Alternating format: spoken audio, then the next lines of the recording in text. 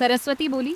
मोहन बेटा, गाय को अंदर बांध दो। गाय भीग रही है, लगता है तेज बारिश होगी। मोहन अपनी बूढ़ी गाय को प्यार से अंदर बांध देता है। गाय अब पहले की तरह दूध नहीं देती थी, लेकिन मोहन उसे परिवार का सदस्य मानता था। उसके पिता गोपाल का देहांत बीमारी के कारण हो चुका था और अब पूरे घर की जिम्मेदारी मोहन के कंधों पर थी।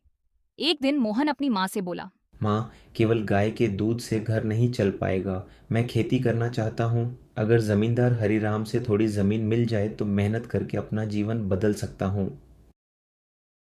सरस्वती ने कहा, बेटा, मेहनत करने वाला कभी हारता नहीं, जाकर उनसे बात कर लो। मोहन जमींदार हरिराम के पास पहुंचा और उनसे खेती के लिए जमीन मांगी।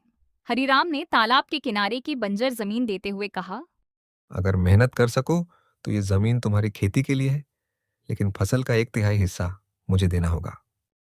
मोहन ने चुनौती स्वीकार कर ली। उसने दिन रात मेहनत की। बंजर जमीन धीरे धीरे उपजाऊ बन गई।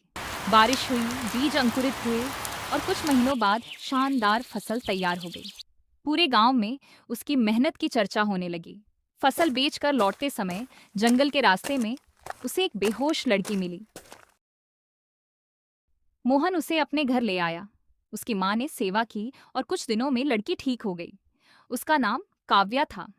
काव्या ने बताया कि उसके माता पिता समोसे का कारोबार करते थे और उसे भी यह काम अच्छी तरह आता है। मोहन ने कहा, अगर तुम साथ दो तो हम भी यही काम शुरू कर सकते हैं। दोनों ने मिलकर छोटा सा समोसे का ठेला लगाया। शुरुआत में बिक्री बहुत कम हुई, लेकिन उन्होंने हिम्मत नहीं हारी। एक शाम उन्होंने बचे हुए समोसे भूखे बुजुर्गों को खिला दिया।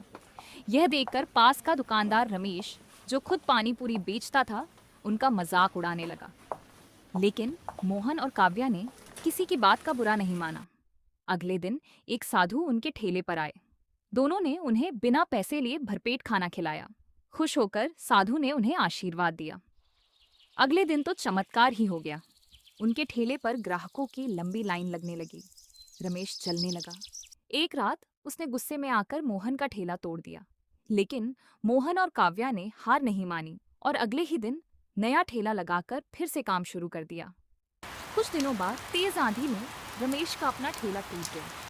उसे अपनी गलती का एहसास हुआ। वह मोहन के पास आया और हाथ जोड़कर माफी मांग ली।